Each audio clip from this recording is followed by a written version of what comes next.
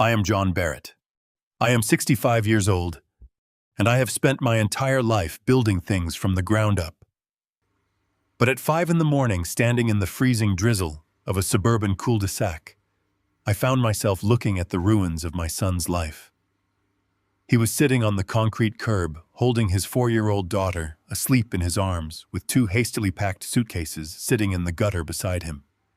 His wealthy father-in-law had changed the locks at midnight and thrown them out onto the street like trash. That arrogant billionaire thought he had won the game.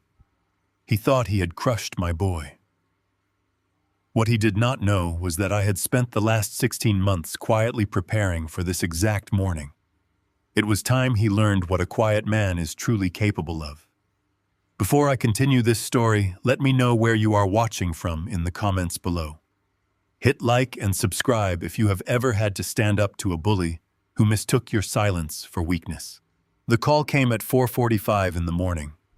The phone rang sharply on my nightstand, shattering the quiet of my modest, single-story home. My son Tyler did not say much when I answered. His voice was entirely devoid of its usual warmth and strength. He just asked if I was awake and if I could come to the estate right away. The estate was what we called the sprawling limestone mansion Carlton Pierce had given Tyler and Brooke as a wedding gift 5 years ago. I always knew a gift from a man like Carlton was never truly a gift.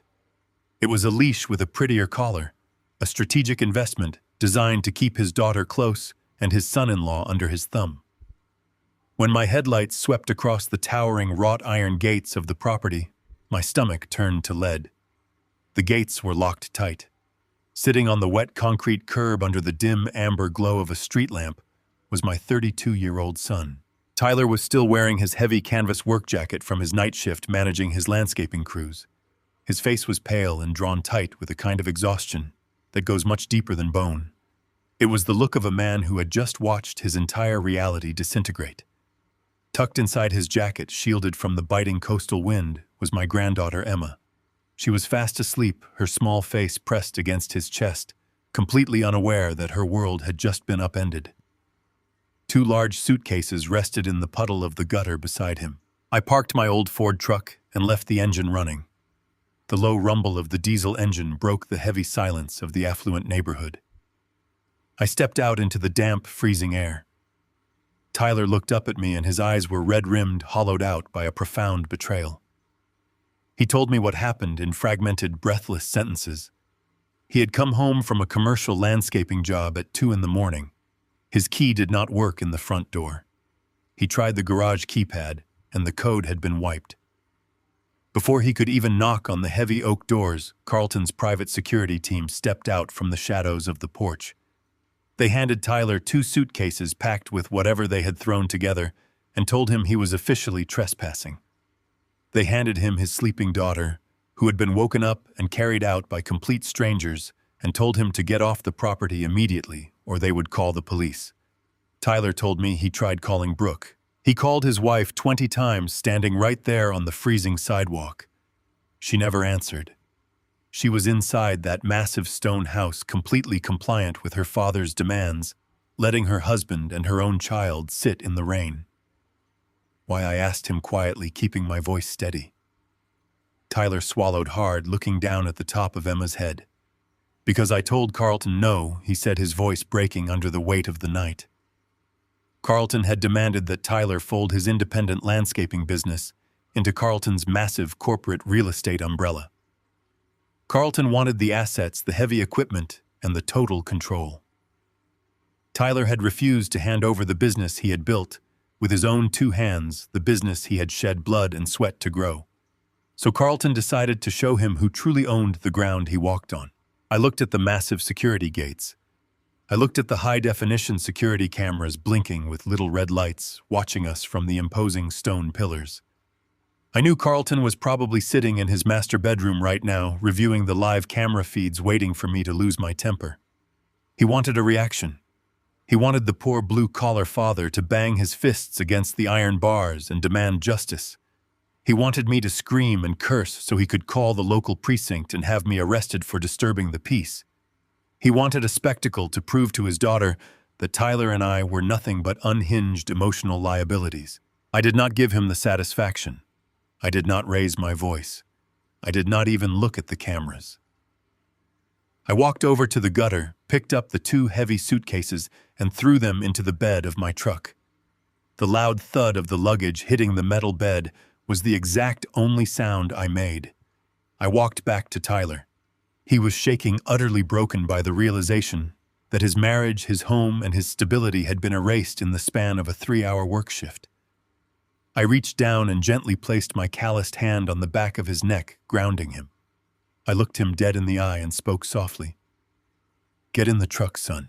Tyler nodded slowly. He stood up, shifting his weight to make sure not to wake Emma, and climbed into the passenger seat of the warm truck. I shut the door for him. I walked around to the driver's side and climbed behind the wheel. I put the truck in drive and pulled away from the curb without a single glance backward. But as we drove down the manicured suburban street, leaving the sprawling properties behind, I looked in the rearview mirror. I stared at the silhouette of that limestone mansion fading into the dark. Carlton Pierce believed he held all the cards because his name was on the deed to that house. He believed that immense wealth and legal leverage gave him the absolute right to discard human beings like broken tools when they no longer served his corporate interests. But Carlton was a man who only looked at the surface of things. He saw my faded jeans, my worn work boots, and my 10-year-old truck, and he assumed I was completely powerless. He assumed I was just a retired contractor scraping by on a modest monthly pension. He had absolutely no idea who I really was. He had no idea that 16 months ago, the very first time he subtly threatened my son at a tense family dinner, I had started auditing his public financial records. I had spent over a year tracking his holding companies, his commercial loans, and his private equity backers. I had mapped out every fragile, over-leveraged brick of his arrogant real estate empire. I had been waiting with infinite patience for the exact moment he crossed the line from a difficult father-in-law to a genuine, undeniable threat to my bloodline. Putting my 4-year-old granddaughter on the street in the freezing rain was that line. The war had officially begun, and I was going to use his own arrogance to strip him of everything he owned. The drive was silent. We pulled into the driveway of my small brick house just as the sun started bleeding through the gray clouds. It was not a mansion. It was a 3-bedroom ranch I bought 30 years ago. The roof was new. The foundation was solid. There were no cameras watching the front door, and no security guards waiting in the shadows. It was just a quiet home built on hard work. I carried Emma inside. She shifted in my arms but did not wake up. I walked down the narrow hallway and laid her gently on the twin bed in the spare room. I pulled a quilted blanket over her small shoulders. She looked so peaceful. It broke my heart to know the storm she was going to wake up to. I closed the door quietly and walked into the kitchen. Tyler was pacing. The heavy soles of his work boots thudded against the linoleum floor. He had his cell phone pressed tight to his ear. He pulled it away, stared at the screen, and dialed again. I stood by the counter and turned on the coffee maker. The machine hummed, filling the tense silence of the kitchen. "Straight to voicemail," Tyler said. His voice was raw. It went straight to voicemail again. "She is turning her phone off." I poured 2 cups of black coffee and pushed one across the counter toward him. "Drink this," I said. Tyler ignored the mug. He ran both hands through his hair. His breathing turned shallow and fast. She knew Dad. She had to know Carlton was going to do this. My own wife let me walk out the door for a night shift knowing I would not be allowed back in. She let her father pack our daughter into a suitcase like a piece of spare luggage. How does someone do that? He was spiraling. The shock was wearing off, and the reality of the betrayal was setting in. I needed to keep him grounded. If I let him drown in the emotion of it, Carlton would win. Carlton wanted Tyler panicked and reactive. "She made a choice, son," I said quietly. "Now you have to make yours. You cannot control what they do over there. You can only control what happens in this kitchen." Tyler grabbed the edge of the counter. His knuckles turned white. "It is not just the house," he said. His voice was rising in panic. "My landscaping trucks are parked in a commercial lot Carlton owns. The lease for the equipment yard is tied to his corporate umbrella. He has been trying to force me to merge my company into his portfolio for 6 months. I kept saying no. I wanted to build something of my own, something for Emma." "You did build something of your own," I told him. "You have 5 crews. You have commercial contracts. You built a real business." Tyler looked at me with eyes full of pure dread. "You do not understand," he whispered. "Brooke is the joint signer on the business operating accounts. When we got married, Carlton insisted on setting up our banking through his private wealth manager. He said it was a wedding perk to waive the business fees." I was stupid enough to listen. The coffee burned my throat as I took a sip. I set the mug down very carefully. I did not need to ask what that meant. I already knew. "If Brooke is completely compliant with her father," I said, keeping my tone perfectly level, "that means Carlton controls the access to your cash." Tyler pulled out his phone again. His hands were shaking so badly, he almost dropped it onto the floor. He opened his banking application. I watched the color completely drain from his face. His shoulders slumped forward, as if an invisible weight had just crushed his spine. "Tomorrow is Friday," Tyler said. His voice was choking. "It is payroll day. I have 30 men expecting a paycheck tomorrow morning. Men with families. Men who rely on me to feed their kids." He turned the phone screen toward me. A bright red error message covered the display.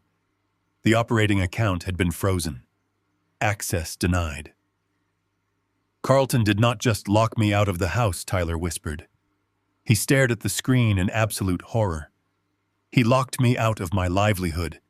He is going to starve me out until I sign the business over to him." "I am finished, Dad. He took everything." I looked at the red text on the phone. Carlton Pierce thought he was a mastermind. He thought starving a man of his resources was the quickest way to force a surrender. He calculated Tyler perfectly. But he forgot to calculate me. "Sit down, Tyler," I said. I pulled out a chair at the small wooden table. "I cannot sit down," he shouted. The panic finally broke through his restraint. "I have 5 hours before my foremen show up at the equipment yard expecting their checks. If I do not pay them, they walk.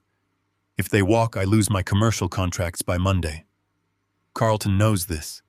He timed this lockout perfectly." I walked over to him. I gripped his shoulders and forced him to look me in the eye. I did not raise my voice, but I did not leave any room for argument. I said, "Sit down." Tyler blinked. He was startled by the cold authority in my voice. He slowly sank into the wooden chair. "Your crews will get paid," I told him. "You will not lose your contracts. You will not lose your daughter. And you will not surrender your company to a man who builds his fortune by destroying his own family." Tyler looked up at me. He was exhausted and confused. "Dad, you are retired. You live on a fixed pension. The payroll is $40,000. How are we supposed to fight a billionaire?" I walked over to the kitchen cabinet. I reached up and pulled down a rusted metal tin where I kept my loose receipts. I was about to show my son that the quiet old man he had known his entire life was a carefully constructed ghost. The sun rose higher and cast long, pale shadows across my kitchen. Friday morning had officially started. Tyler sat at the small wooden table with his phone pressed tight to his ear. He had been on hold with the corporate branch of the bank for 20 agonizing minutes. The automated hold music sounded like a cruel joke echoing in the quiet house. Emma was still fast asleep in the spare room, blissfully unaware of the absolute chaos unfolding around her. Tyler finally got a human on the line. I watched him plead with the account manager. He explained that he was the primary operator of the landscaping business and that $40,000 in payroll needed to be cleared in less than 3 hours. His voice was desperate, but the voice on the other end of the line was muffled and firm. I did not need to hear the exact words to know the outcome. Tyler dropped the phone onto the table and looked at me with hollow eyes. The bank manager had told him that Brooke walked into the main branch at exactly 9 o'clock the previous morning. She invoked a joint signer dispute clause. Because the accounts were registered under Carlton's massive corporate banking umbrella, the dispute triggered an immediate administrative freeze. No funds could enter or exit the accounts until a legal mediator resolved the marital asset dispute. Carlton had not just planned the midnight lockout. He had orchestrated this financial paralysis a full 24 hours in advance. He sent Brooke to the bank while Tyler was out planting trees on a commercial site. Carlton had weaponized his own daughter to sever her husband's financial arteries before Tyler even knew he was bleeding. The phone on the table buzzed loudly. The caller identification showed the name of Tyler's lead foreman. Tyler stared at the ringing phone for a long moment.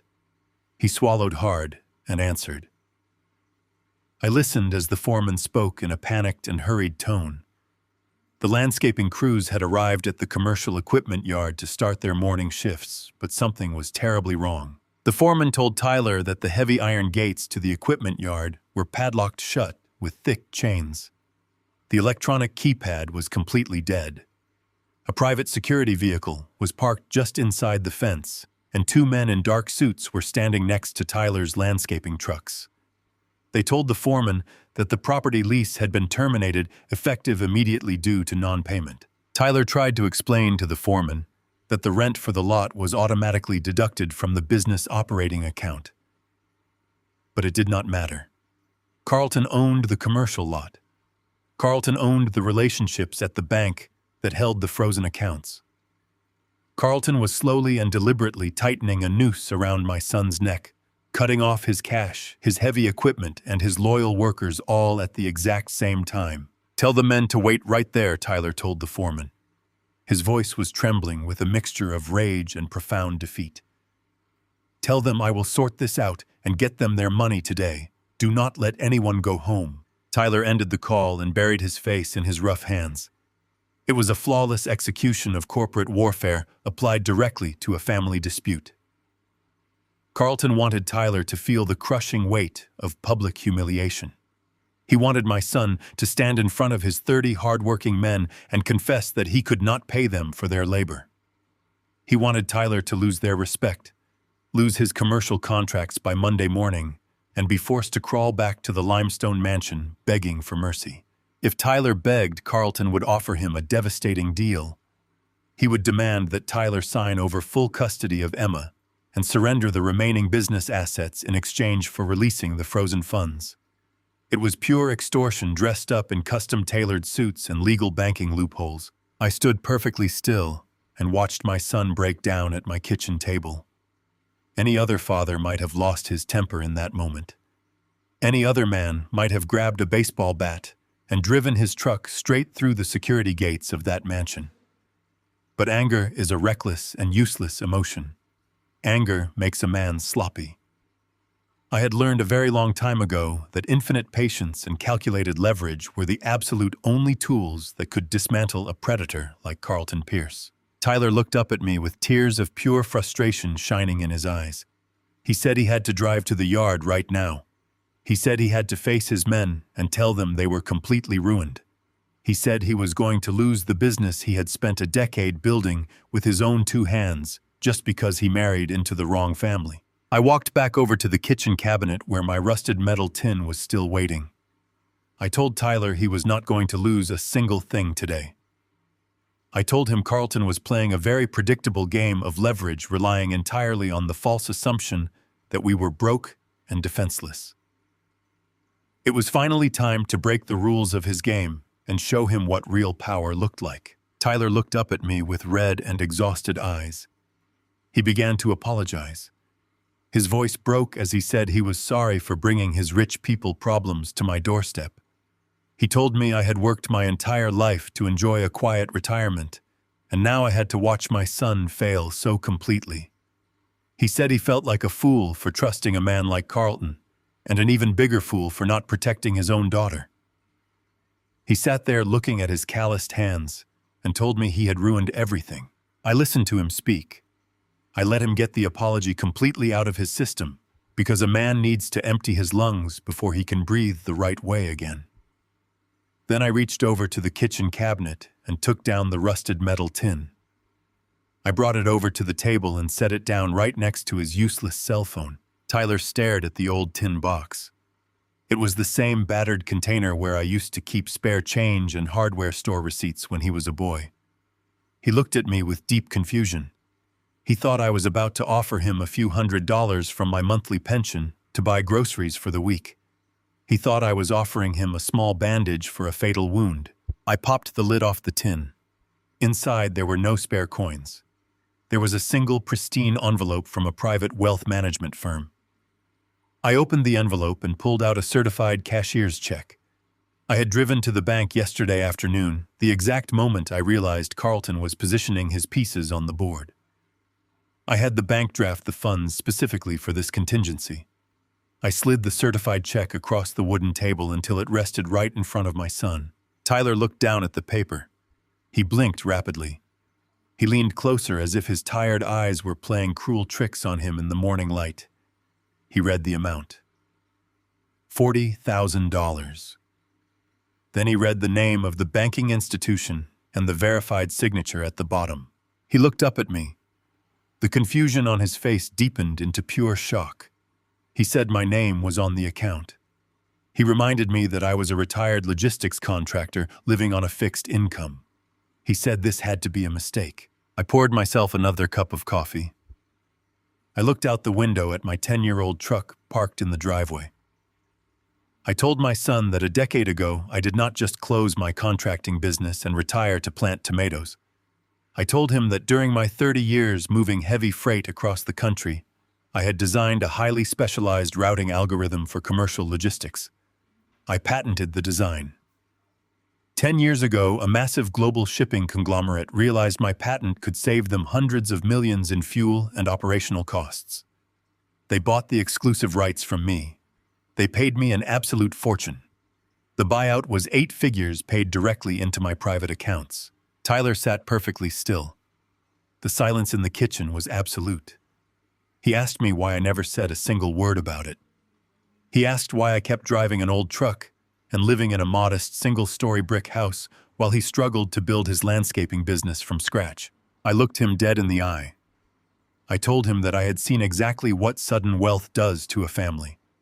I had seen it turn good men into arrogant and complacent fools.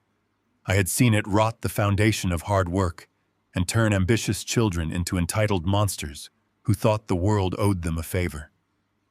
I wanted my son to be a man who knew how to build his own life. I wanted him to know the true value of a dollar earned through honest sweat and long hours.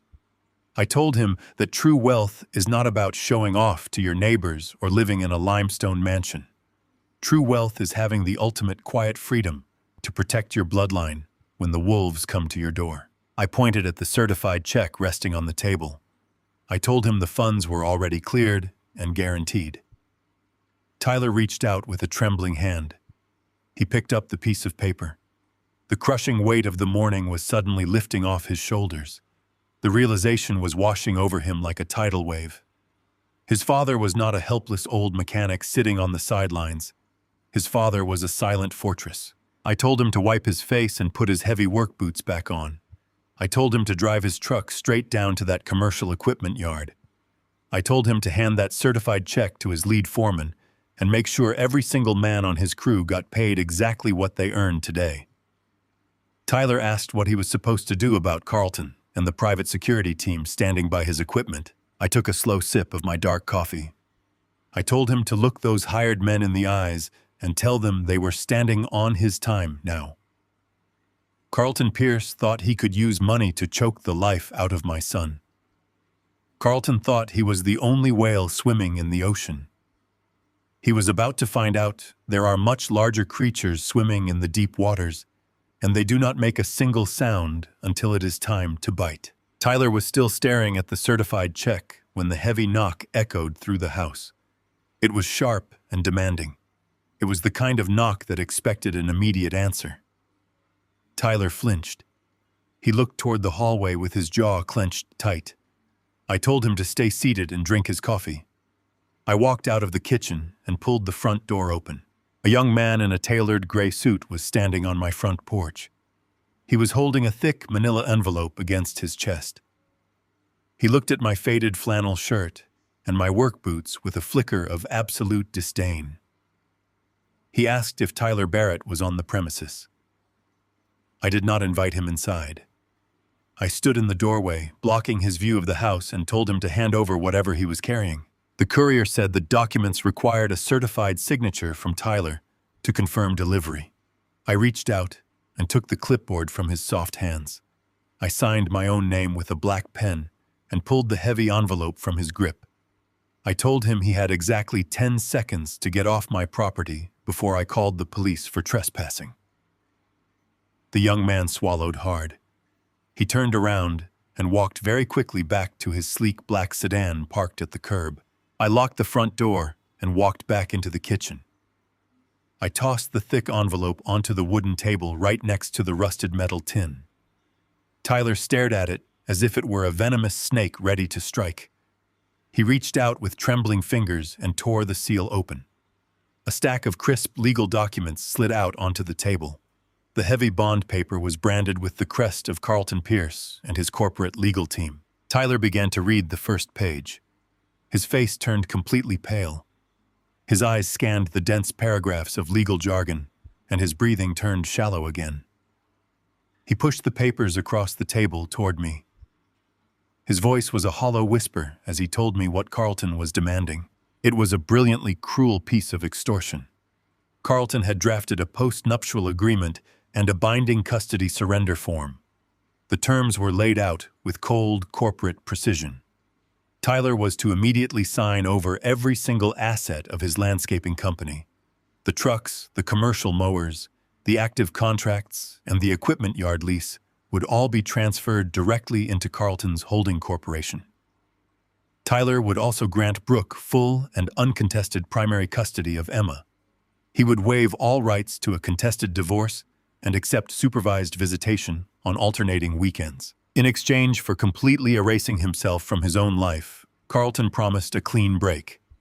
The documents stated that upon receipt of the signed surrender, the frozen operating accounts would be released. Tyler would be permitted to use the funds to pay off his remaining payroll and outstanding supplier debts.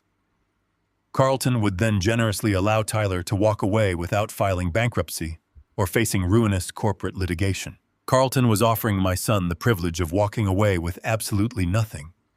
He wanted Tyler to legally cut his own throat to save his men. Tyler slumped back in his chair. He looked toward the closed door of the spare room where Emma was sleeping. He said Carlton knew exactly how to break him. He said Carlton knew he would never let his myon go unpaid and their families go hungry. He told me that maybe he should just sign the papers. He said maybe he was not strong enough to fight a billionaire who had the power to freeze bank accounts and buy expensive lawyers to take his daughter away. I picked up the heavy stack of extortion papers. I weighed them in my hands. I felt the arrogant confidence radiating from every single typed word. Carlton Pierce was a man used to terrifying people into submission. He was a predator who isolated his prey and offered them a poisoned lifeline. I dropped the papers back onto the table. I told Tyler to look at me.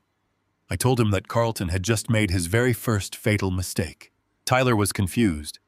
He asked how a stack of flawless legal documents threatening total ruin could possibly be a mistake. I explained that men like Carlton operate on fear and momentum. They send couriers to your door at dawn to paralyze your mind. They want you to panic and sign away your leverage before you even have a chance to breathe. But I pointed to the papers. I told Tyler that by putting this extortion in writing, Carlton had proven he was getting sloppy. Carlton was tying Tyler's independent business assets directly to a marital custody dispute. He was using commercial blackmail to steal a child. I told my son to leave those papers sitting right there on the table. I told him he was not going to sign a single page. Carlton thought he was playing a high-stakes game of chess against a helpless landscaper. He had no idea he was actually handing us the exact legal rope we needed to hang his entire empire. I reached for my truck keys sitting on the counter. I told Tyler to take that cashier's check and go pay his men. I told him to look his crew in the eyes and promise them their jobs were safe. While he did that, I was going to pay a visit to a very old friend of mine in the city. A friend who knew exactly how to turn a billionaire's arrogant threats into absolute financial dust. I pointed at the stack of extortion papers sitting next to my coffee mug. I told Tyler not to touch them. I told him not to call his wife and definitely not to call his father-in-law. His only job today was to drive to the equipment yard and hand that certified check to his men. I grabbed my worn canvas jacket from the hook by the door. I told him I had an appointment in the city and that I would handle Carlton Pierce. Tyler just nodded. He looked at the heavy manila envelope on the table and then looked at me. He finally understood that I was not bluffing. I walked out to my old truck. The morning air was still freezing, but the rain had stopped.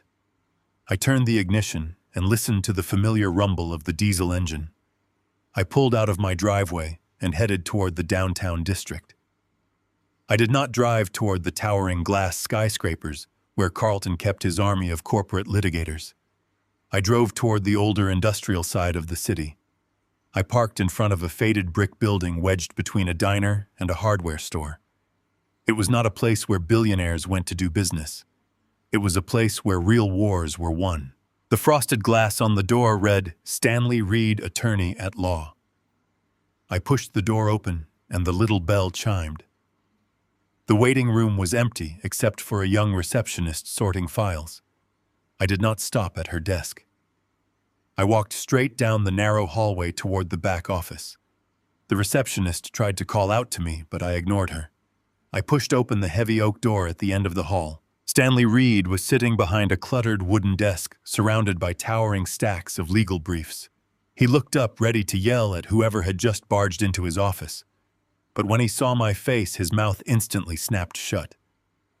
Stanley was not a polished corporate lawyer. He was a ruthless bulldog who fought dirty and fought to win. 30 years ago, he was just a brilliant kid from my neighborhood who could not afford law school. When I sold my logistics patent, I quietly paid his tuition. I funded his firm when he first opened his doors. I never asked for a single favor in return. I just told him to be ready if I ever needed him. Stanley stood up slowly. He took off his reading glasses and tossed them onto the desk. He asked me what was wrong. I walked over and dropped Carlton's extortion papers right on top of his open files. I told Stanley that a very rich man made a very stupid mistake this morning. I told him this man locked my son out of his home and tried to use commercial banking laws to steal my granddaughter. Stanley picked up these documents. He did not say a word as his eyes scanned the thick paragraphs. I watched his jaw tighten. He read the post-nuptial demands and the custody surrender terms. He saw the corporate seal of Carlton Pierce. Stanley knew exactly who Carlton was. Everyone in the city knew the arrogant real estate developer who crushed small businesses for sport. Stanley tossed the papers back onto the desk. He looked at me with a dangerous spark in his eyes. He said Carlton was tying a commercial asset freeze directly to a family court custody dispute. He said it was highly documented extortion. I sat down in the leather chair across from him. I told Stanley I did not just want to prove the document was illegal. I told him I wanted to use it to rip Carlton's entire empire straight out of the ground. I asked Stanley if he was ready to finally pay off his debt. Stanley smiled. It was not a friendly smile. It was the look of a predator who had just been unchained. He reached for his phone and told his receptionist to cancel every single appointment he had for the rest of the week. Stanley walked over and locked his office door. He pulled the blinds shut. The room went dim and was lit only by the brass lamp on his desk. I reached into the deep inside pocket of my canvas jacket and pulled out a thick, leather-bound ledger. I dropped it onto the desk right next to the extortion papers Carlton had sent. The heavy thud made Stanley look up. I told him I did not buy that notebook today. I bought it 16 months ago. I explained what happened at a tense family dinner. Carlton had consumed too much expensive wine. He leaned across the table and laughed while talking about independent business owners. He called them uneducated laborers just waiting to be absorbed by smarter men. He stared right at Tyler when he said it. I did not raise my voice that night. I did not defend my son at the dinner table. I went home, turned on my computer, and began tracking public financial records. Stanley opened the ledger. He saw hundreds of pages filled with handwritten notes, printed tax records, property deeds, and corporate hierarchies. I had mapped out every single asset tied to the arrogant real estate developer. Stanley pushed the extortion papers aside and began spreading my notes across the smooth wood of his desk. He leaned in close. His eyes darted back and forth across the numbers. For 10 minutes, the only sound in the office was the rustling of paper. Then Stanley began to laugh. It was a cold and hollow sound. He looked up at me and said, "Carlton Pierce was a complete illusion." He pointed to a web of holding companies mapped out in my ledger. He said the billionaire did not actually own the limestone mansion where he locked my son out. He did not own the luxury high-rises downtown. He did not even own the commercial lot where Tyler parked his landscaping trucks. Stanley explained that Carlton owned absolutely nothing but the debt. Every single property was heavily mortgaged against the next. Carlton had used the projected value of one building to secure the loans for another. He built a massive towering castle entirely out of paper. Stanley traced a pen along the bottom of the pages. He connected every major commercial loan back to a single source. He tapped the pen on the name of a private equity group located 3 states away. Stanley told me this was a fatal vulnerability. Carlton had not diversified his debt. He concentrated it. This specific private equity firm held the master commercial covenants for his entire empire. The loan agreements were woven together with aggressive cross-default clauses. That meant if Carlton breached the contract on one single commercial property, the private equity firm had the legal right to freeze his entire portfolio. They could call in the massive debt all at once and liquidate his assets. The truth suddenly clicked into place. Stanley looked at me and explained exactly why Carlton was moving so fast and so viciously against Tyler. Carlton was completely cash poor. He was suffocating under his own massive leverage. He was facing a quarterly review with the private equity group, and he needed an immediate injection of reliable cash flow to artificially inflate his margins. Tyler had a landscaping company with 5 active crews and rock-solid commercial contracts. My son had built a highly profitable machine that generated real cash every single week. Carlton did not just want to destroy Tyler out of spite. Carlton was drowning. He needed to absorb my son's steady business just to keep his own head above water. He locked Tyler out and froze the accounts to force a rapid surrender because Carlton was running out of time. Stanley leaned back in his chair. He rubbed his chin and looked at the mountain of evidence on his desk. He said knowing this information was powerful, but it did not immediately solve our problem. Being reckless with corporate debt was not a crime. Stanley said we could not just call the private equity group and report him. The firm would not care about a family dispute over a locked door. I leaned forward and looked at the name of the firm written in my ledger. I told Stanley we were not going to call them to complain. I told him we were going to become them. Stanley stopped breathing for a second. He asked me what I meant. I told him I had a significant amount of liquid capital sitting untouched in my private accounts. I told him I wanted to use my hidden wealth to initiate a silent, hostile buyout of the specific debt portfolio holding Carlton's commercial loans. I did not want to sue the man who put my granddaughter out on the street. I wanted to buy the exact chain he had wrapped around his own neck. Stanley sat perfectly still behind his heavy oak desk. He stared at me as if I had just spoken a foreign language. He took a slow breath and asked if I truly understood the sheer volume of capital required to buy out a commercial debt portfolio of that magnitude. He said private equity firms do not sell off performing assets to a stranger off the street. They sell to massive institutional buyers, or they sell when someone offers them a premium cash buyout so aggressively lucrative that their board of directors cannot possibly refuse. I reached into my pocket and pulled out my cell phone. I placed it on the desk and unlocked the screen. I opened the encrypted application tied to my private wealth management firm. I turned the screen towards Stanley. I let him look at the liquid cash balance sitting entirely untouched in my primary holding account. It was the vast majority of the buyout money from my logistics patent. I had let the interest compound quietly for 10 years. Stanley looked at the numbers glowing on the small screen. He swallowed hard. The color returned to his face, and a sharp, dangerous smile spread across his mouth. He said we were going to need a ghost entity. He explained that we could not make the purchase under my name or Tyler's name. If Carlton or his lawyers caught wind of the transaction, they would immediately file emergency injunctions to block the transfer. We needed total, absolute anonymity. Stanley pulled a fresh legal pad from his drawer. He began writing furiously. He told me he already had an inactive limited liability corporation registered in Delaware. It was a blank slate with zero public ties to our state or to my family. He said we could activate the corporation in 5 minutes and use it as the purchasing vehicle. He picked up his office phone and dialed a direct line to a senior partner at the private equity group. Stanley did not bother with pleasantries. He spoke with the cold, mechanical precision of a corporate executioner. I sat in the leather chair and listened to him negotiate. He told the voice on the other end of the line that he represented a silent buyer looking to acquire the specific debt tranche tied to Carlton Pierce. He said his client was willing to pay a 15% premium above market value, but the transaction had to be executed completely in cash and finalized before the close of business today. The man on the phone laughed and said transactions of that size took weeks of due diligence. Stanley cut him off immediately. He told the man to check his incoming wire queue in exactly 60 seconds. I picked up my phone.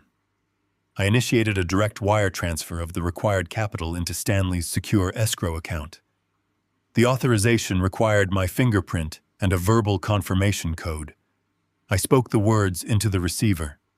I did not feel a single ounce of hesitation. I had never cared about the money. I kept it hidden precisely because I knew a day might come when the world tried to crush my family. This wealth was never meant for buying luxury cars or vacation homes. It was ammunition.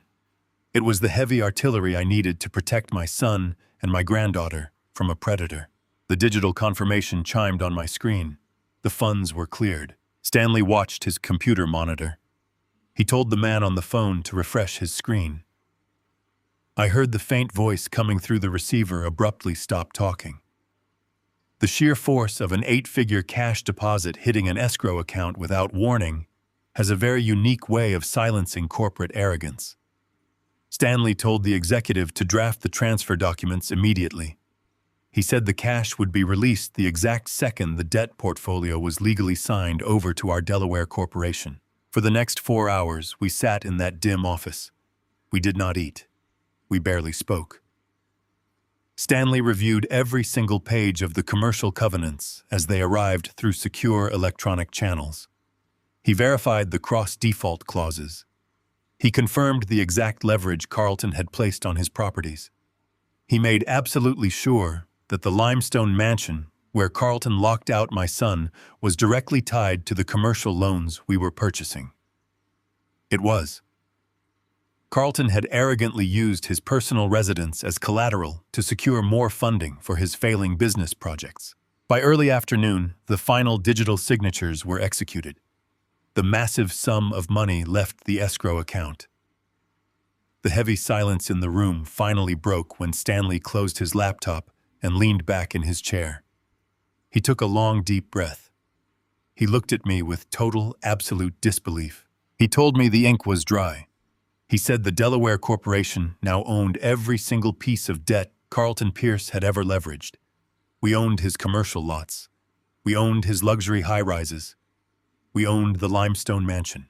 Carlton was sitting in his expensive leather chair across town, completely unaware that the ground beneath his feet no longer belonged to him. He was still operating under the arrogant assumption that he held all the power. He thought he was suffocating Tyler.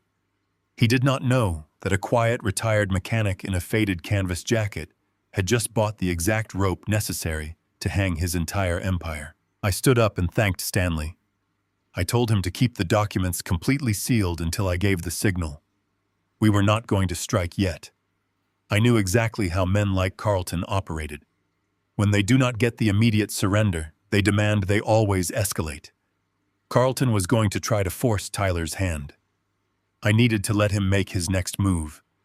I needed him to step blindly into the trap we had just built.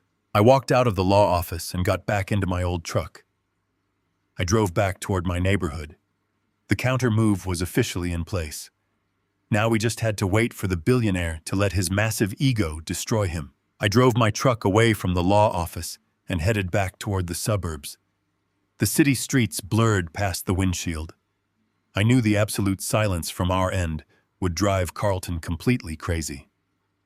Men who build their entire lives around intimidation cannot process silence. They interpret a lack of immediate surrender as a direct and unforgivable insult. I knew he would not wait until tomorrow morning to make his next move. He would look for the absolute weakest point in our armor, and he would strike it with everything he had. My cell phone vibrated on the passenger seat. It was Tyler. His voice was breathless and laced with raw panic. He had just finished handing out the certified checks to his men at the commercial equipment yard. He told me Carlton's head of private security had just called his phone. The security chief said that since Tyler refused to sign the postnuptial agreement, Carlton was legally exercising Brooke's maternal rights. Brooke had signed a document granting her wealthy father temporary physical custody of Emma. Tyler told me he was driving straight to my house to protect Emma. I gripped the steering wheel and felt my blood turn to ice. I asked Tyler exactly where Emma was right now. Tyler stopped talking for a second. The realization hit him like a physical blow. He said she was at her afternoon preschool program. He had dropped her off at noon to keep her routine normal while he went to pay his cruise. I told Tyler to turn his truck around and head to the preschool immediately. I knew he was 20 miles away on the far industrial side of town. I was only 10 minutes from the school. I pressed my heavy boot against the accelerator. The diesel engine roared as I navigated through the midday traffic. I told my son to stay on the line and keep driving. I promised him I would get there first. I pulled onto the quiet, tree-lined street of the preschool. It was a modest suburban building with bright painted walls and a small fenced playground in the front. Parked directly on the curb, blocking the main entrance, were two massive black sport utility vehicles. The engines were idling. 4 men in dark tailored suits were standing on the sidewalk. They were positioned like soldiers securing a perimeter in a war zone. Carlton Pierce was already walking up the concrete path toward the glass front doors of the school. He was wearing an immaculate charcoal suit and a silk tie. He moved with the arrogant swagger of a man who firmly believed he owned the very air he breathed. He had 2 more private security guards walking right behind him. He did not look like a loving grandfather coming to pick up a child early. He looked like a corporate raider executing a ruthless and hostile takeover. I slammed my truck into park right behind his massive vehicles. I did not bother turning off my engine. I jogged across the wet grass and walked through the front doors right behind his security detail. The reception area was small and decorated with colorful children's artwork. The school director was standing behind the front desk. She was a kind, older woman who looked completely terrified by the sudden invasion of large, angry men in expensive suits. Carlton slapped a thick folder of legal papers onto the reception desk. He did not say hello. He did not smile. He ordered the director to bring Emma to the front immediately. He said he was her legal grandfather and he was taking her home. He confidently claimed that Tyler was financially unstable, currently unemployed, and temporarily unfit to care for the child. The director looked down at the aggressive legal papers, and her hands visibly trembled. She told Carlton that Tyler was the primary emergency contact on file, and she was legally required to call him first. Carlton slammed his hand flat against the desk. The loud, sharp crack made the older woman jump backward. He leaned over the counter and lowered his voice into a vicious and threatening growl. He told her she was looking at a binding legal document signed by the child's own mother. He said if she delayed him by a single minute, he would have his team of corporate lawyers bury her small school in so much litigation she would never work in the education field again. The guards stepped closer to the desk to reinforce the threat. The intimidation in the small room was suffocating. The director picked up the phone with shaking fingers. She was paralyzed by fear. Carlton smiled a cold and triumphant smile. He thought he had completely isolated Tyler. He thought he could just walk in and rip a little girl out of her classroom to use her as a bargaining piece to steal a landscaping business. I stepped forward into the center of the reception area. The carpet muffled my heavy work boots, but my voice cut through the room like a steel blade. I told Carlton to step entirely away from that desk. Carlton turned around slowly. He looked at my faded canvas jacket and my worn jeans. He let out a harsh, mocking laugh. He told his guards to remove the mechanic from the building. He said I was interfering with a private family matter. He looked me directly in the eye and said I was completely out of my depth. He told me I did not have the money or the power to stop him from taking what belonged to his family. I did not step back. Two of his guards moved toward me to block my path, but I stood my ground. I looked Carlton square in the face. I told him he was making a terrifying mistake. He was treating my granddaughter like a piece of leverage in a business deal. I told him he had exactly one chance to walk out of those glass doors before he lost absolutely everything. Carlton just sneered. He signaled his men to move me by force. He told the terrified director to go fetch the child right now. He had absolute confidence in his own superiority. He truly believed he could buy his way through any situation. He had no idea what was already waiting for him in the parking lot outside. The two heavy security guards took a step toward me. Their hands reached out to grab the canvas fabric of my jacket. They expected me to step backward. They expected me to fold. Before their fingers could even brush my shoulders, the heavy glass doors of the preschool swung violently open. Bright red and blue lights suddenly washed over the reception area. The flashing colors bounced off the walls and the children's paintings. Two uniformed city police officers stepped right through the doors. They walked with their hands resting near their duty belts. They were not alone. Walking right between them with a leather briefcase in his hand was Stanley Reed. I had called Stanley from my truck the exact second Tyler told me where Emma was. I told him Carlton was escalating physically. Stanley had practically lived at the courthouse all morning executing our quiet buyout. He had the judge who owed him a favor sign an emergency preventative injunction the moment the ink was dry on our corporate takeover. The police officers immediately inserted themselves between me and Carlton's hired men. The taller officer put his hand up and told everyone to take a massive step back. The tension in the small room froze. Carlton turned around and glared at the officers. He adjusted his expensive silk tie. He put on his polished corporate smile and told the police they were interrupting a private family matter. He pointed at me and demanded they arrest the mechanic for trespassing and harassment. Stanley Reed did not even let the police officer answer. Stanley stepped right into Carlton's personal space. He pulled a thick document with a bright red judicial seal out of his briefcase. He pressed it flat against the chest of Carlton's immaculate charcoal suit. Stanley spoke with the absolute authority of a man holding a loaded weapon. He told Carlton to read the signature at the bottom of the page. It was a court-ordered emergency injunction. Stanley had filed it the exact minute Tyler had been locked out of his house. The document explicitly legally barred Carlton Pierce and his entire security staff from coming within 500 feet of my granddaughter. Carlton looked down at the judicial seal. His confident smile completely evaporated. The color drained from his face. He stammered that he had a signed permission form from the child's mother. Stanley laughed a loud and incredibly hollow laugh. He told Carlton that a sloppy piece of paper signed under duress by a complicit daughter meant absolutely nothing. Tyler was the primary custodial parent on all state records. The mother had voluntarily abandoned the child in a gutter at midnight. Stanley looked directly at the police officers. He requested that they remove the unauthorized trespassers from the school premises immediately to protect the children. The taller police officer turned to Carlton. He pointed his finger straight toward the glass doors. He told the billionaire and his hired men to step out into the parking lot right now. Carlton tried to argue. He said he owned half the real estate in the city, and he knew the police commissioner personally. The officer did not care. The officer stepped closer and told Carlton that if he did not walk out of that lobby voluntarily, he would be walking out in steel handcuffs. Carlton swallowed his pride. He turned around and walked stiffly through the glass doors. His 4 massive security guards followed right behind him like beaten dogs. Stanley and I walked out right after them. The flashing lights of the police cruisers were illuminating the entire street. The afternoon pickup rush had just begun. Parents were pulling up in their minivans. Mothers and fathers were walking down the sidewalk, holding their children by the hand.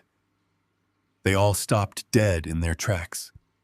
They watched in total shock as the wealthy, arrogant real estate developer was publicly escorted out of the preschool by armed police officers. We stood in the damp parking lot. Carlton was shaking with pure rage. His face was red and the veins in his neck were pulsing. He looked at Stanley and demanded to know who he was. Stanley smiled his dangerous predator smile. He introduced himself as the senior legal counsel for the Barrett family. Carlton looked from Stanley to me. He finally realized that the poor retired mechanic in the faded jacket had a highly expensive shark of a lawyer standing right by his side. Carlton thought he was fighting a helpless landscaper. He had no idea he had stepped completely into a steel trap.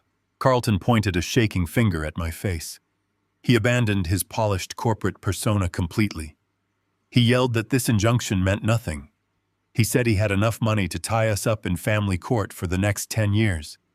He said he would drain my pension and bankrupt my son until we were begging him for mercy on our hands and knees. I stepped right up to the edge of the curb. I did not raise my voice. I spoke quietly so only he and Stanley could hear. I told him he was standing in a school parking lot, threatening a grandfather in front of the police. I told him he was a desperate man gasping for air because he knew his real estate empire was an elaborate house of cards.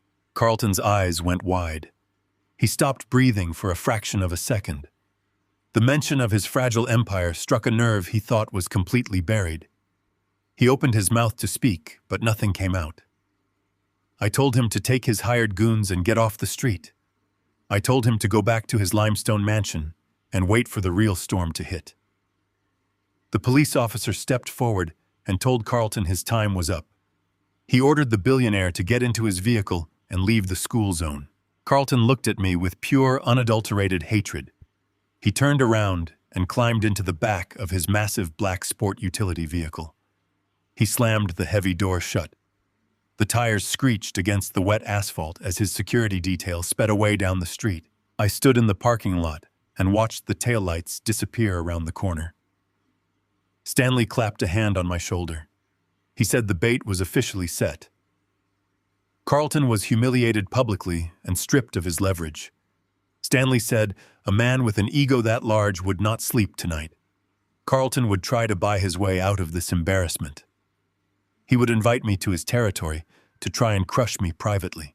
I thanked the police officers for their swift response. I walked back inside the preschool just as Tyler pulled his landscaping truck into the lot. My son ran through the front doors breathless and panicked. I put my hand on his chest and told him to breathe. I told him Emma was completely safe. I told him Carlton had been driven away and he was never coming near this school again. Tyler walked down the hallway to the classroom. I watched him pick up his little girl and hold her tight against his chest. Emma smiled and hugged her father, completely unaware of the war that had just been fought over her head. We had won the skirmish today, but the final battle was still coming, and Carlton was about to invite me straight into the center of his collapsing kingdom. The morning sun broke through the heavy clouds, pouring a cold light into my quiet kitchen. Tyler had taken Emma to a local park to keep her distracted and safe. I was sitting alone at my wooden table when my cell phone vibrated. I looked at the screen and saw an unknown number. I answered the call and listened to the sterile, crisp voice of a woman on the other end of the line. She introduced herself as the executive assistant to Carlton Pierce.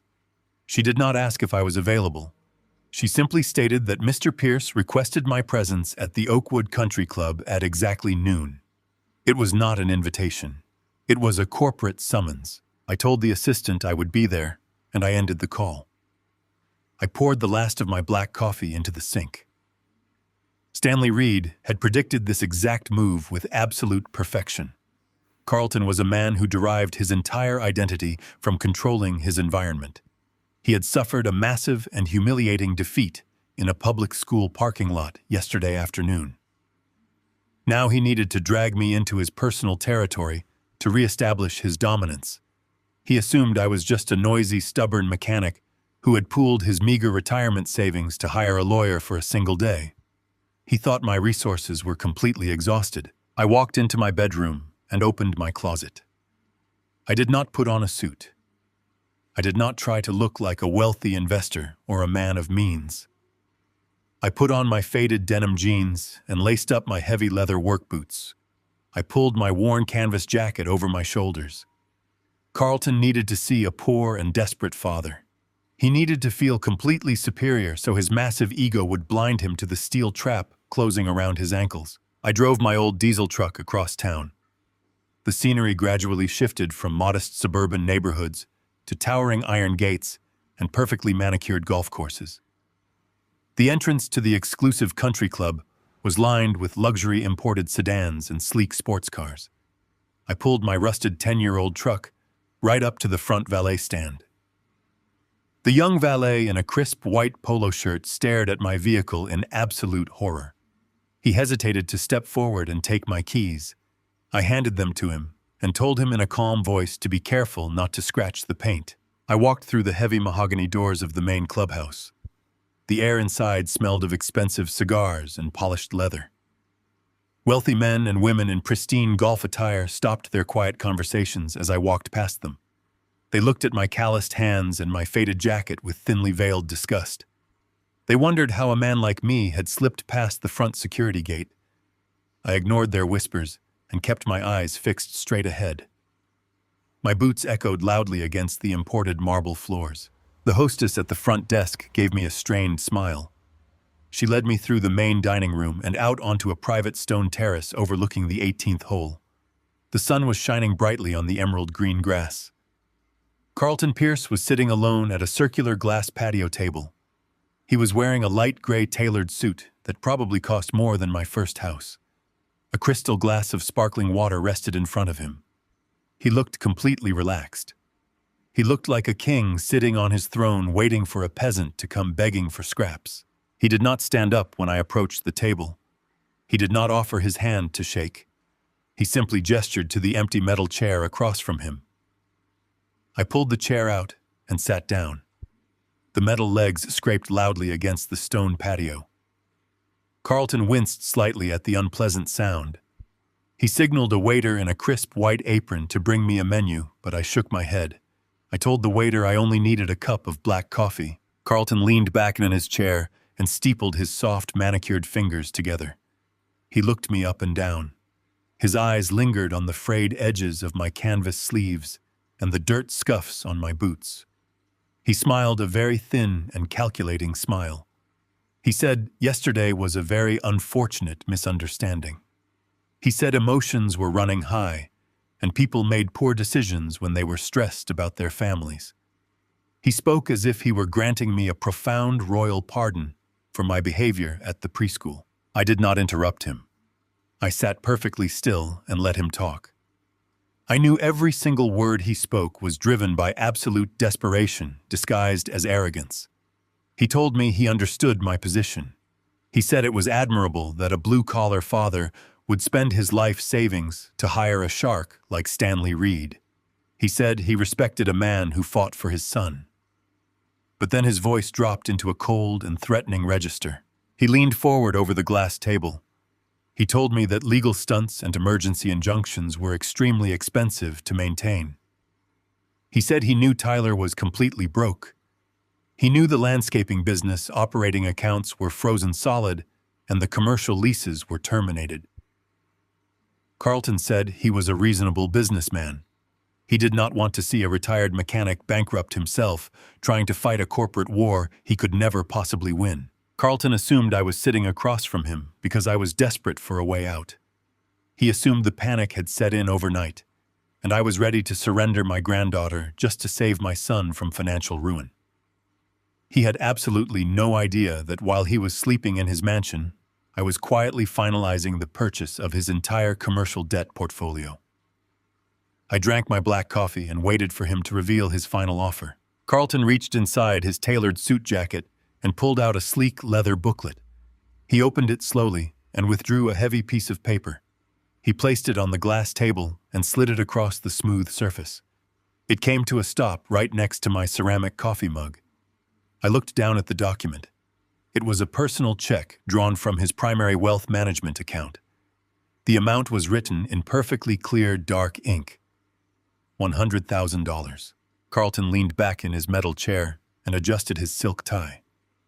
He told me this was a golden parachute. He said it was more money than my son would make in 5 years of cutting grass and planting shrubs. He told me all Tyler had to do was sign the custody surrender forms and leave the state permanently. If my son did that, the frozen operating accounts would be released just long enough to pay off his remaining supplier debts. The remaining cash from the check would be his to keep as a severance package for his failed marriage. I did not touch the check. I did not even blink. I picked up my mug and took a very slow sip of my black coffee. I let the absolute silence settle over the patio table. I knew exactly how men built entirely on ego operated. Silence is their absolute worst enemy. They cannot tolerate a void. If you give a narcissist a blank space, they will always fill it with the sound of their own voice.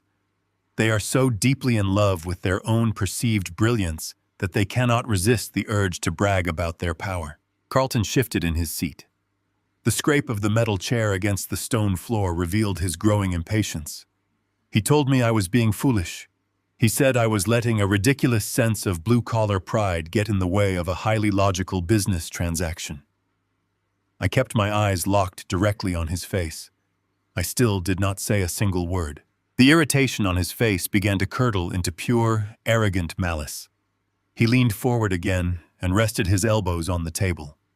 He lowered his voice, but it was laced with absolute venom. He told me I had no idea how the real world functioned. He said he crushed independent business owners like my son every single day before breakfast. He smiled a nasty and confident smile. He explained his strategy with total, uninhibited pride. He told me he routinely starved out small contractors by burying them in frivolous property damage lawsuits. He said he would hire a construction crew, freeze their payments through administrative loopholes, and let them drown in their own overhead costs until they begged him to buy them out for pennies on the dollar. He said destroying people was simply a matter of controlling the cash flow. He said family court was exactly the same type of transaction. He bragged that he had 3 separate local judges eating out of the palm of his hand. He said he funded their re-election campaigns through dark money political action committees. He told me that if we tried to fight him for custody of Emma, the judge would rule in his favor before we even stepped foot inside the courtroom. He said he owned the system from the ground up, and a poor retired mechanic had absolutely zero chance of breaking through his walls. I set my coffee mug down on the glass table. It made a soft clinking sound. Carlton tapped his manicured finger against the $100,000 check. He told me to take the money and be grateful he was in a generous mood. He said if I refused, he would personally ensure my son was buried in so much fabricated debt and corporate litigation that Tyler would end up sleeping in a federal prison cell. He said he would take my granddaughter away and erase our family name from her memory completely. He sat back and folded his arms across his chest. He was breathing heavily. The sheer thrill of explaining his own ruthless brilliance had completely consumed him. He felt totally untouchable. What Carlton did not know was that the bulky breast pocket of my worn canvas jacket was not empty. I was not carrying an old cell phone or a pack of cigarettes. Tucked securely inside the thick fabric was a military-grade digital audio recorder. I had turned it on the exact moment I stepped out of my truck in the valet lot. The microphone was highly sensitive and the battery was fully charged. Every single word of his illegal corporate extortion was being captured in perfect digital clarity. He had just sat in broad daylight on the terrace of his exclusive country club and detailed exactly how he manipulated local magistrates and orchestrated financial ruin against innocent people. He had verbally confirmed a massive criminal conspiracy to commit fraud and judicial bribery. I did not need this recording to destroy his real estate empire. The commercial debt buyout I executed with Stanley Reed yesterday was already going to obliterate his bank accounts. But this audio file was the exact insurance policy I needed to ensure Carlton Pierce went to a federal penitentiary for a very long time. This recording guaranteed that he would never be able to buy his way out of the ashes of his own destruction. I looked down at the check again. $100,000 to sell my son into exile and abandon my granddaughter to a predator. Carlton was watching my face closely. He was waiting for the greed to take over. He was waiting for the tired old man to realize the fight was over and take the easy payout. He thought the silence meant I was breaking. He thought the silence meant he had won the war. He was completely wrong. The silence was just me letting the digital recorder capture a few more seconds of ambient noise before I delivered the final blow to his massive ego. The silence on the terrace stretched out until it was almost physically heavy. Carlton shifted in his metal chair. The soft scrape against the stone floor was the only sound breaking the quiet. He looked down at the $100,000 check resting near my coffee mug, and then back up at my face. He told me I was staring at more money than I had probably earned in a decade of fixing engines and pouring concrete. He leaned forward and rested his forearms on the glass table. He pointed a manicured finger at my hands resting in my lap. He told me he could tell everything he needed to know about a man just by looking at his hands. He said my hands were rough and scarred with grease permanently embedded under the fingernails. He told me calloused hands belong to men who follow orders. They belong to men who trade their physical labor for an hourly wage and go home too tired to ever build anything of real value. He held up his own hands. His skin was smooth, and his nails were perfectly buffed. He wore a heavy gold watch that caught the sunlight. He told me soft hands belong to the men who write the checks. They belong to the men who design the cities and control the economy. He said men like him do not sweat because they pay men like me to sweat for them. He smiled that arrogant, superior smile again. He said it was just the natural order of the world and I needed to accept my place in it. I let him finish. I did not interrupt. When he finally stopped talking, I picked up my coffee mug with my scarred and calloused right hand. I took a slow sip. I set the mug down and looked directly into his eyes. I told Carlton he was absolutely right about one thing. You can tell a lot about a man by looking at his hands. But he had the translation entirely backwards. I leaned forward. I kept my voice low and steady. I told him that calluses do not come from following orders. They come from bearing weight. They come from standing in the freezing rain and building a foundation so strong that no storm can ever wash it away. I told him my hands were rough because for 30 years I built a logistics company from nothing. I hauled freight across the country when I could not afford to pay another driver. I turned wrenches on diesel engines at 3 a.m. to make sure the deliveries arrived on time. I told him I built something real, something tangible, and when the time came, I sold that real foundation to a global conglomerate for an amount of money that would make his gold watch look like a toy from a cereal box. I watched the smug confidence falter on Carlton's face. His eyes darted to my faded canvas jacket, and then back to my face. He tried to laugh, but it sounded thin and forced. He told me I was delusional. He said a retired mechanic did not have millions of dollars sitting in the bank. I did not raise my voice. I told him that men with soft hands are terrified of the dirt. They are so afraid of hard work that they build their entire empires out of paper. They use leverage and debt and aggressive cross-default clauses to create the illusion of strength. They build towering mansions and luxury high-rises that they do not actually own. They just lease the air rights from the banks holding their mortgages. I pointed at his manicured fingers resting on the glass table. I told him soft hands build fragile houses of cards.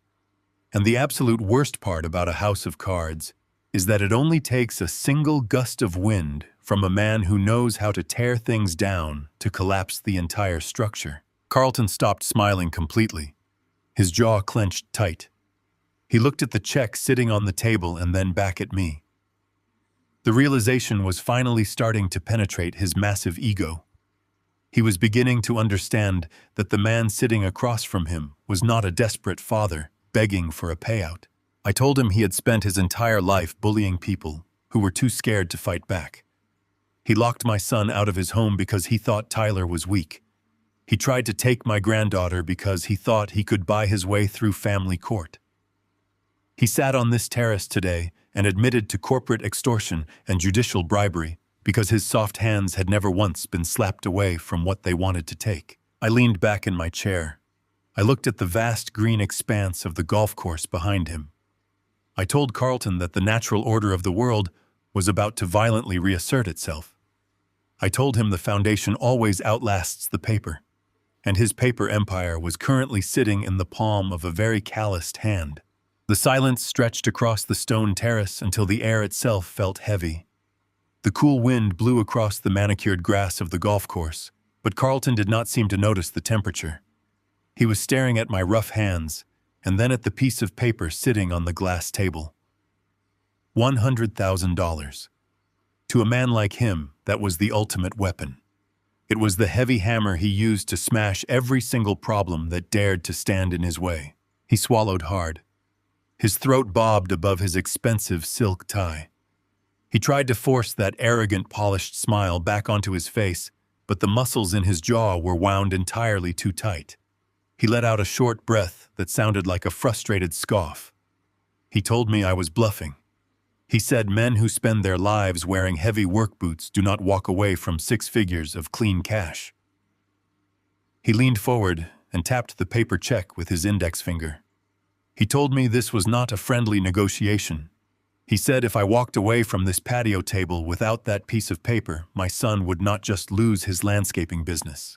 He said Tyler would lose his freedom completely. Carlton leaned in even closer. His voice dropped to a harsh, vicious whisper. He promised me he would manufacture so many corporate fraud charges against my boy that no family court judge in the state would ever let him near his own daughter again. He said he would drag the legal proceedings out for years just to drain my pension. He told me to stop playing the proud, defiant father and take the cash right now before he changed his mind and destroyed us both just for the sport of it. I looked at the piece of paper. It fluttered slightly in the autumn breeze. Then I looked at the billionaire sitting across from me. He was sweating. A single drop of perspiration was tracing its way down his temple. He was projecting absolute fury, but underneath the expensive wool suit and the heavy gold watch, he was completely terrified. He was terrified because I had not blinked. He was terrified because the script he had memorized his entire life was suddenly failing him in real time. I reached out my calloused right hand. Carlton let out a quiet breath of relief. He thought I was finally breaking. He thought the threat of putting my son in a jail cell had done the job. He settled back into his metal chair and adjusted his jacket, ready to reclaim his throne and watch me surrender. I did not pick up this check. I picked up my ceramic coffee mug. I drank the last cold sip of the dark coffee. I set the empty mug down gently, right on top of his signature on the check. It left a dark, wet brown ring of coffee right across his name. Carlton's eyes widened in absolute shock. He looked at the stained paper and then up at my face. He opened his mouth to speak, but he could not find the words. The sheer disrespect of the gesture completely paralyzed his brain. He had never been treated this way in his entire adult life. I pushed my chair back and stood up. I looked down at him. I told him he had spent his whole life buying people who were desperate enough to sell their souls to survive. I told him he thought everyone in the world had a price tag hanging from their collar. But he was about to learn a very painful lesson about men who build their own foundations from the dirt up. We do not negotiate with predators. We do not sell our bloodline for a piece of paper. I told him the money on that table was entirely useless. I told him he could not buy his way out of the storm that was currently gathering right above his head. I zipped up my faded canvas jacket. I told him to keep his check and put it back in his wallet. He was going to need every single penny of that money to pay his corporate defense lawyers by the end of the week. Carlton shot up from his chair.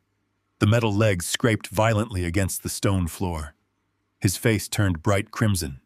He pointed a shaking finger at my chest. He abandoned all pretense of being a civilized businessman. He yelled that I was a dead man walking. He screamed that I had just signed my son's death warrant. He told me I would be begging on my hands and knees outside his gates before the sun went down tomorrow. People at the other tables turned their heads to watch the wealthy real estate developer lose his mind on the patio. Waiters stopped dead in their tracks holding silver trays. The pristine quiet of the country club was completely shattered by his desperate shouting. I did not raise my voice to match his. I did not need to. I spoke with a quiet calm that cut through his screaming like a steel blade. I told him to go home. I told him to go sit in his massive limestone mansion and wait for his phone to ring. I turned my back on him. I walked away from the glass table. I did not look over my shoulder once. I heard him shouting my name. I heard him cursing and threatening to ruin my entire family to the ground. But his voice sounded incredibly hollow. It was the frantic noise of a man who suddenly realizes the brakes on his speeding car have been completely severed. I walked back through the heavy mahogany doors of the clubhouse.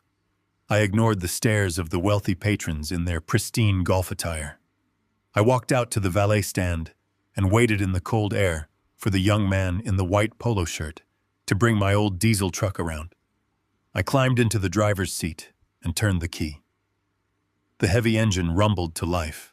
As I drove away from the tall iron gates of the country club, I felt the heavy digital recorder resting safely in the inside pocket of my jacket. The trap was perfectly set. Carlton was furious.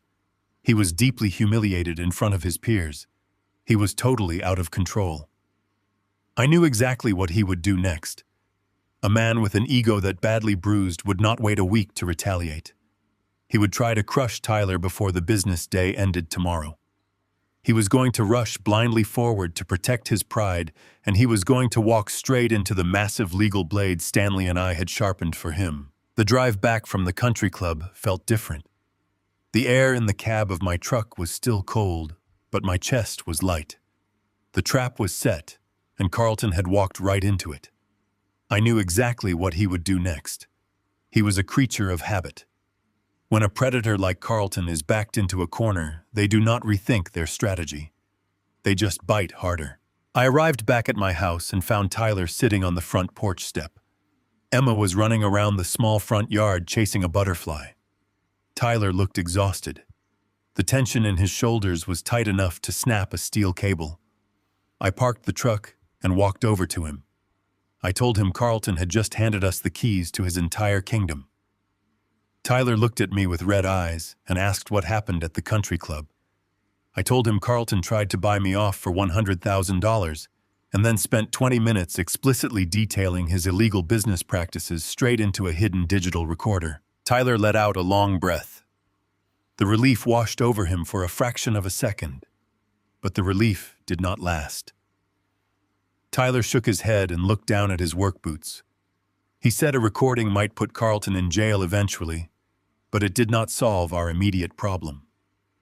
Tyler pulled his cell phone out of his pocket and held it out to me. He said Carlton was already striking back. I took the phone and looked at the screen. It was an email from the corporate legal department of Carlton's primary holding company. It was an official notice of litigation. The subject line was highlighted in bold red text. It was a massive civil lawsuit filed directly against Tyler's landscaping business. The lawsuit was devastating in its scope. Carlton was claiming that Tyler's landscaping crews had caused severe structural damage to an underground water main while working on one of Carlton's commercial sites the previous month. The lawsuit alleged that the damage had compromised the foundation of a newly constructed retail complex. Carlton was seeking $3 million in immediate damages. He was also filing for an emergency injunction to liquidate all of Tyler's remaining business assets to cover the projected repair costs. I handed the phone back to Tyler.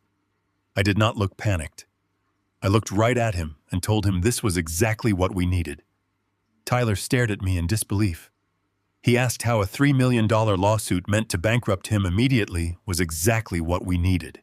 I told him to look at the name of the commercial site listed in the lawsuit. It was the Oakwood Retail Pavilion. Tyler nodded and said he had his crews out there last month planting the commercial shrubbery around the parking lot. He swore they did not go anywhere near the underground water mains. He said the entire lawsuit was completely fabricated just to bury him in legal fees. I told Tyler I knew the lawsuit was fabricated, but the fabrication was not what mattered. What mattered was the property itself. The Oakwood Retail Pavilion was one of the largest and most expensive commercial projects in Carlton's entire portfolio. It was also the exact property that tied his entire debt structure together. I told Tyler that Carlton had just filed a massive civil lawsuit claiming extensive property damage on a commercial site that he no longer legally owned. Tyler stopped breathing for a second. He asked what I meant. I explained what Stanley Reed and I had done yesterday afternoon. I told him we had purchased the commercial debt portfolio that held the master covenants for Carlton's empire. I told him the Oakwood Retail Pavilion was now legally owned by our Delaware corporation. Carlton had been so consumed by his arrogant rage that he had instructed his lawyers to file a destructive lawsuit against my son without even checking the current ownership status of the property. I smiled a very dangerous smile. I told Tyler that Carlton was trying to use a property he no longer controlled to force my son into bankruptcy. It was the ultimate display of corporate hubris. Carlton was moving so fast to crush us that he had completely forgotten to check the ground beneath his own feet. I pulled out my cell phone and dialed Stanley Reed's private number. Stanley answered on the first ring. I told him Carlton had taken the bait. I told him the lawsuit had just been filed regarding the Oakwood Retail Pavilion. Stanley let out a dark and triumphant laugh on the other end of the line. He said he would draft the immediate response and file it with the emergency judge. Stanley told me the emergency custody and asset hearing was scheduled for tomorrow morning at the downtown courthouse. Carlton had pushed the hearing through his connections to finalize the destruction of Tyler's business and take permanent custody of Emma. Stanley said Carlton would walk into that courtroom expecting a complete surrender. He had absolutely no idea that he was walking into his own financial execution. I hung up the phone and looked back at Tyler. The color had finally returned to my son's face.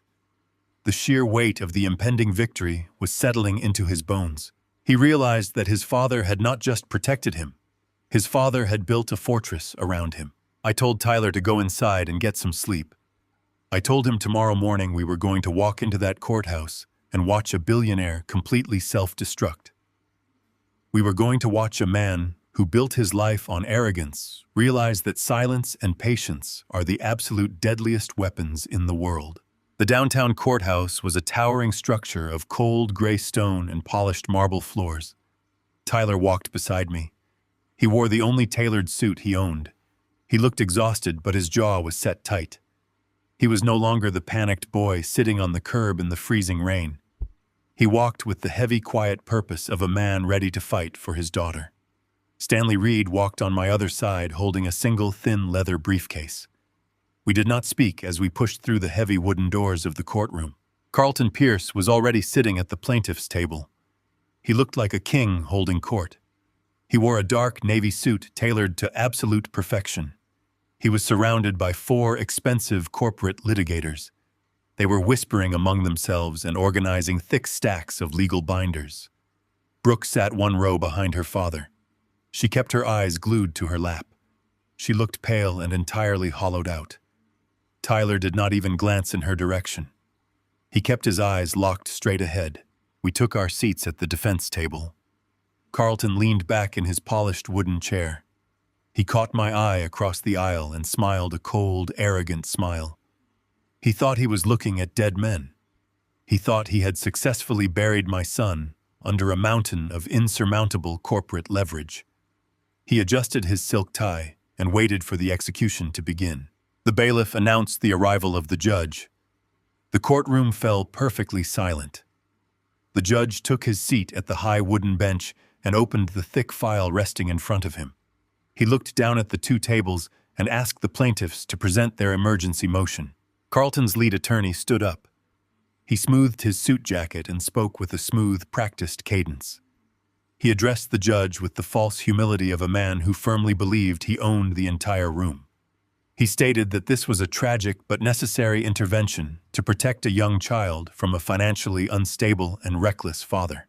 The lawyer reached onto his table and picked up a thick stack of bank statements. He presented them to the judge. He stated for the official record that Tyler had zero access to liquid capital. He pointed out that the landscaping business operating accounts were completely frozen due to an active marital asset dispute.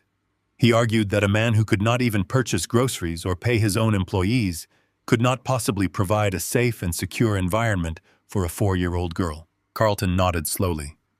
He looked over at Tyler to watch the humiliation set in. But my son did not flinch.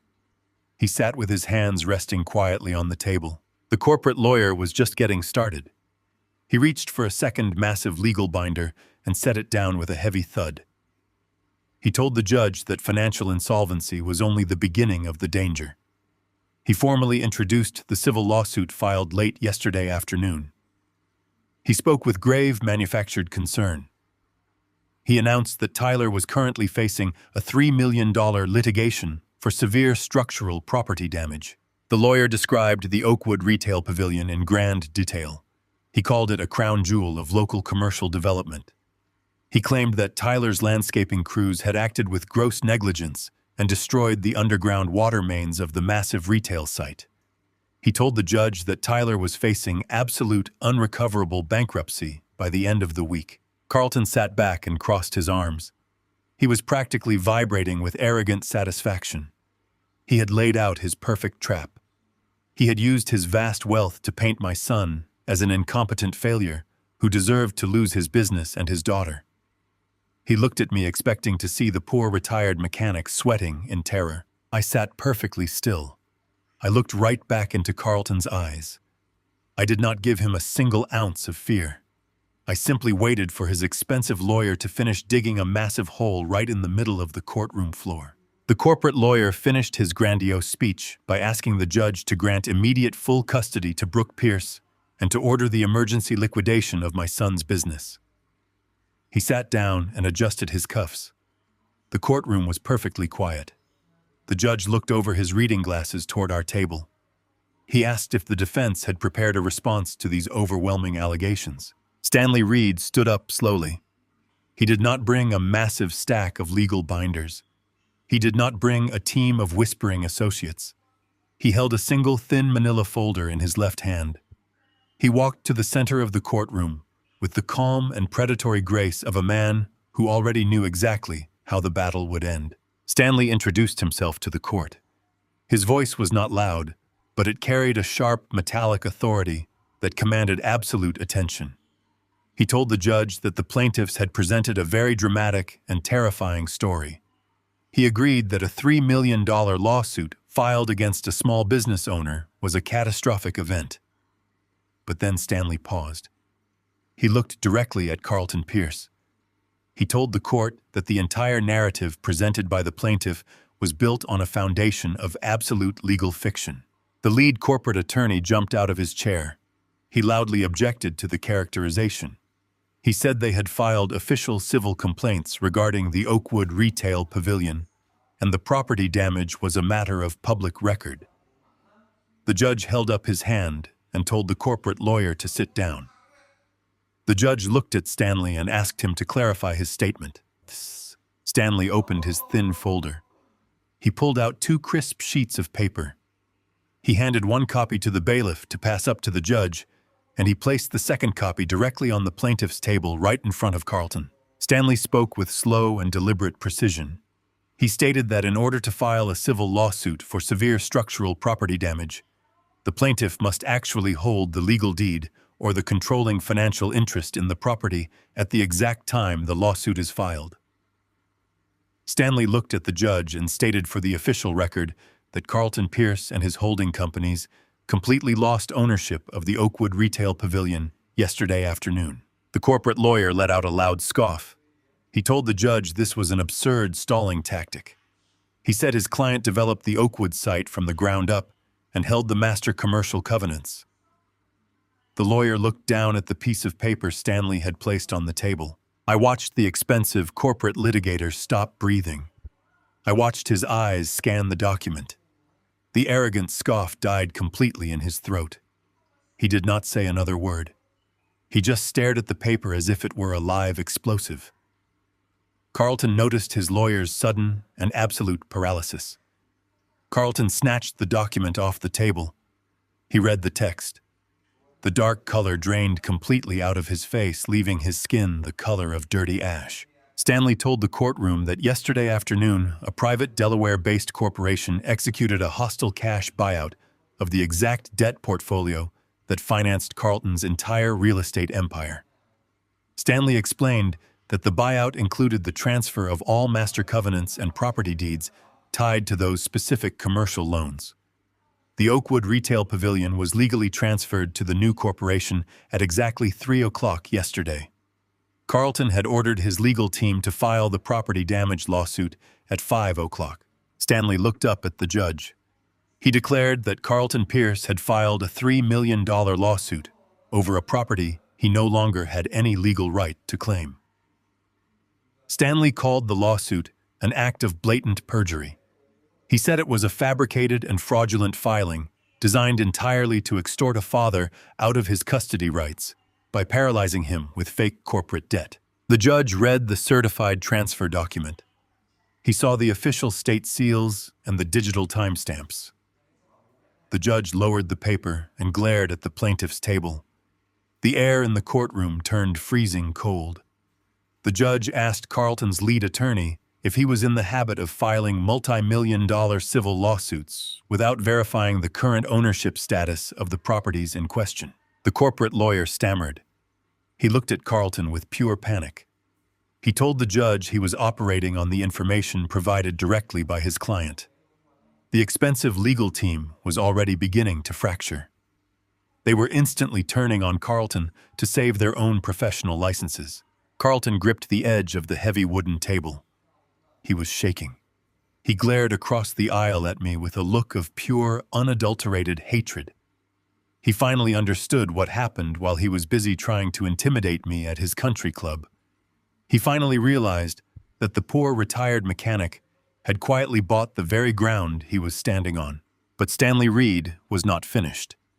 Stanley told the judge that invalidating the fraudulent lawsuit was only the beginning of the legal truth. Stanley turned toward Carlton and prepared to deliver the absolute masterstroke that would rip the billionaire's entire empire straight down to the bedrock. The massive courtroom descended into the kind of silence that hums in your ears. The expensive corporate lawyer had completely frozen. He was staring at the single piece of paper Stanley Reed had placed on the table. The lawyer was a man who billed thousands of dollars an hour to be the smartest person in the room, but he was currently looking at a document that proved he had just filed a fraudulent lawsuit in front of a sitting judge. Carlton snatched the paper from his attorney. He read the heavy black text. His breathing hitched. The smooth, arrogant confidence he had carried into the courtroom evaporated instantly. He looked up at Stanley Reed. The billionaire was finally beginning to understand that he had walked into a meticulously designed execution. Stanley turned his body to face the judge. His voice was calm, but it carried the lethal edge of a man delivering a fatal blow. He told the court that invalidating the property damage lawsuit was simply a matter of correcting the public record. The real issue, he said, was the custody of the 4-year-old girl and the illegal administrative freeze on my son's operating accounts. Stanley walked slowly toward the plaintiff's table. He looked right at Carlton. Stanley stated that yesterday afternoon, a private Delaware-based corporation executed a hostile cash buyout of the primary private equity firm that financed Carlton's entire real estate portfolio. Stanley said he represented that Delaware corporation. He said he represented the new controlling stakeholder of Carlton's commercial debt. The judge leaned forward. He adjusted his glasses and looked at Stanley with intense professional curiosity. He asked counsel to clarify exactly what a corporate debt transfer had to do with an emergency family court custody hearing. Stanley smiled. It was a terrifying smile. He pulled a second document from his thin leather briefcase. He handed it to the bailiff. Stanley told the judge that the commercial covenants Carlton had signed to secure his massive loans were incredibly strict. The original private equity firm had built in aggressive cross-default clauses to protect their investments.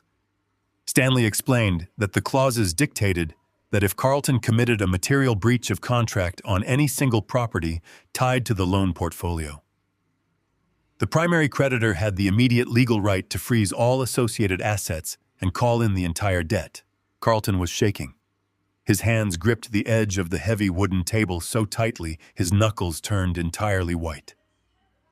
Stanley looked at the judge and pointed to the second document.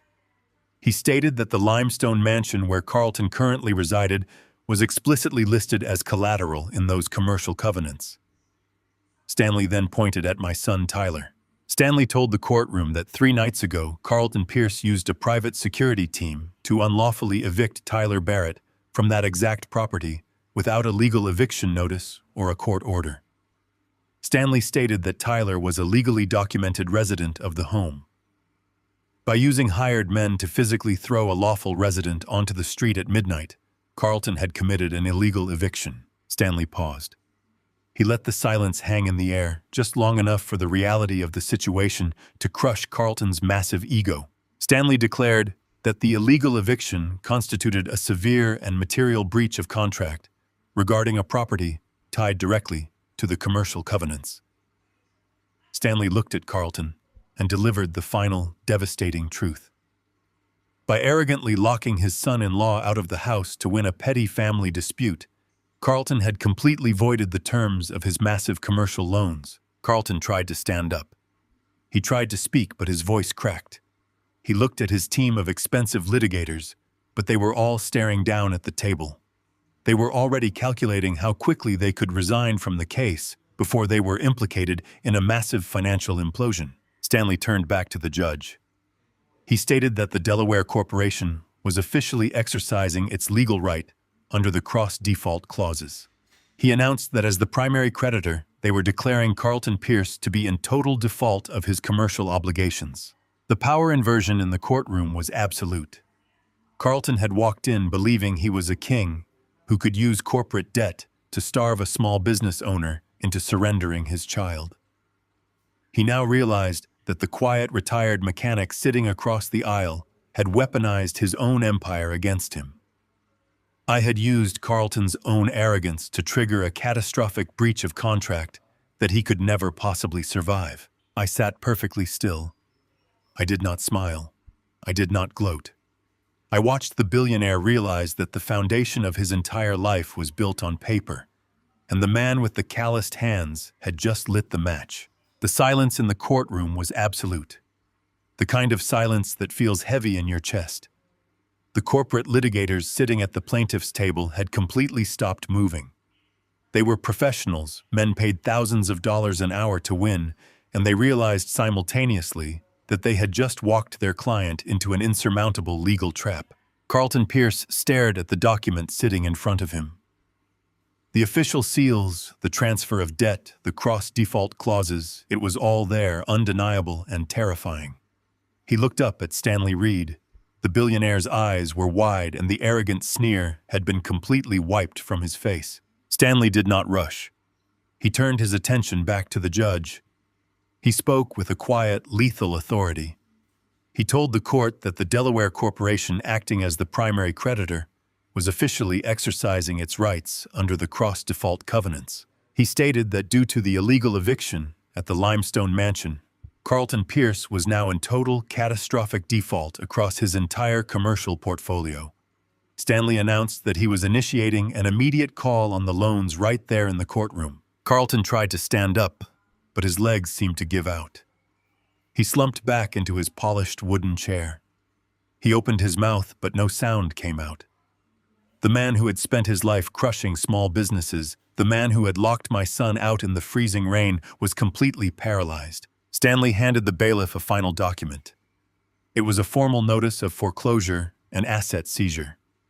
Stanley told the judge that effective immediately, all of Carlton Pierce's commercial assets, including the luxury high-rises downtown, the sprawling development lots, and the limestone mansion itself, were legally frozen. They were marked for immediate liquidation to satisfy the newly called debt. The judge adjusted his glasses and reviewed the paperwork. He looked at Carlton, then at his team of lawyers. The lead corporate attorney stood up, his voice lacking its usual smooth confidence. He stammered, telling the judge they needed time to review these filings, claiming this was an unprecedented maneuver. The judge silenced him with a sharp glare. He stated that the documents appeared completely in order. He told the plaintiff's counsel that filing a fraudulent $3 million lawsuit over a property they no longer owned was a severe abuse of the court. The judge then addressed the custody motion. He declared that the emergency motion filed by Carlton Pierce was entirely dismissed. He stated that Tyler Barrett remained the primary custodial parent of Emma, and that any further custody disputes would need to be handled through standard non-emergency family court channels. The judge brought his gavel down with a sharp, echoing crack. The hearing was adjourned. The power inversion was complete. Carlton had walked into that courtroom believing he was a king, ready to execute a helpless landscaper. He had assumed his wealth made him untouchable. He had no idea that his entire empire was built on fragile paper, and that I had just held a match to the foundation. I sat at the defense table and watched the destruction. I didn't smile. I didn't gloat. I watched Carlton's expensive lawyers quickly pack their briefcases, whispering frantically among themselves. They were already calculating how fast they could distance themselves from the imploding billionaire. Brooke Pierce, sitting a row behind her father, finally realized what had happened. She looked at Carlton, then at Tyler. Her face was pale and tears began to well in her eyes. The safety net she had always relied on, the immense wealth that had shielded her from consequence, was gone. Tyler stood up. He buttoned his suit jacket. He didn't look at his wife or his former father-in-law. He looked at me. The exhaustion was gone from his eyes, replaced by a quiet, solid strength. We had won. The storm had passed, and the foundation had held. The heavy wooden doors of the courtroom swung open, and we walked out into the brightly lit marble hallway. The air felt completely different. It felt clean. The suffocating weight that Carlton Pierce had tried to drop on my son's shoulders was entirely gone. The judge had formally dismissed every single one of Carlton's motions. Tyler retained absolute primary custody of Emma, and the fabricated commercial lawsuit was officially struck from the public record. We stopped near a row of tall windows overlooking the city streets. Tyler let out a long breath. It was the sound of a man who had been holding his breath for 3 straight days.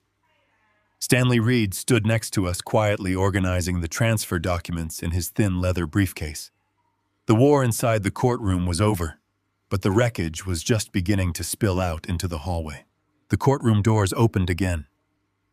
Carlton walked out first, flanked by his 2 remaining lawyers.